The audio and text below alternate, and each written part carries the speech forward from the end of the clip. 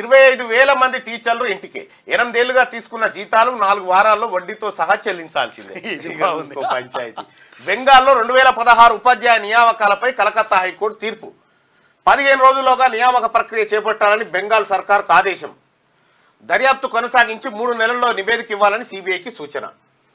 సుప్రీంలో సవాల్ చేస్తామని చెప్పని అంటారు. బాధితులకు అండగా ఉంటాం, బీజేపీ నేతలు తీర్పుల్ని ప్రభావితం చేస్తారని చెప్పేసి మమతా బెనర్జీ అంటుంది. రైట్. అసలు పంచాయతీ ఏంటంటే ఈయననేమో ఈ టీచర్లు 25,000 మంది టీచర్లు అసలు వీళ్ళు అర్హులే కాదు అని చెప్పి 8 ఏళ్ళు మళ్ళీ పాఠాలు చెప్పారు. కలకత్తా హైకోర్టు తీర్పునిచ్చింది. చెప్తూ ఏమన్నది, మీరు 8 ఏళ్ల సంధి తీసుకున్న జీతానికి వడ్డీ కట్టి 4 వారాల లోపల అప్పచెప్పురి మాకు అని చెప్పింది మితితో.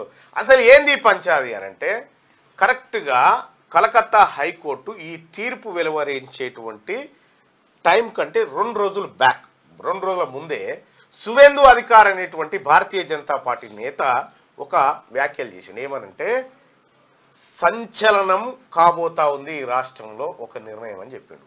అంటే కోర్టు తీర్పును ముందే ఎట్లా సువేందు అధికారి పసిగట్టిండు అనేది మమతా బెనర్జీ పంచాయతీ.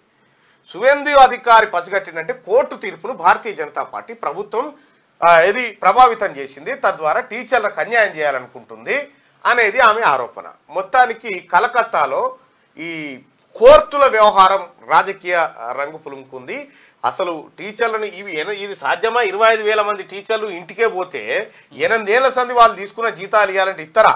4 వారాలల్లా సాధ్యమా? ఇది ఇంపాసిబుల్ ఇక. కాబట్టి కోర్టు తీర్పుల పైన కూడా ఈ మధ్య చాలా విమర్శలు వస్తూ ఉన్నాయి.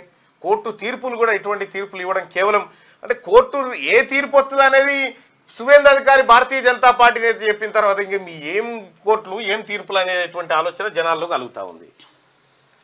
అంటే అది అక్రమంగా వాళ్ళు జాయిన్ అయ్యారు, టీచింగ్ నాన్ టీచింగ్ స్టాఫ్ అనేది ఆరోపణలు ఉన్నాయి.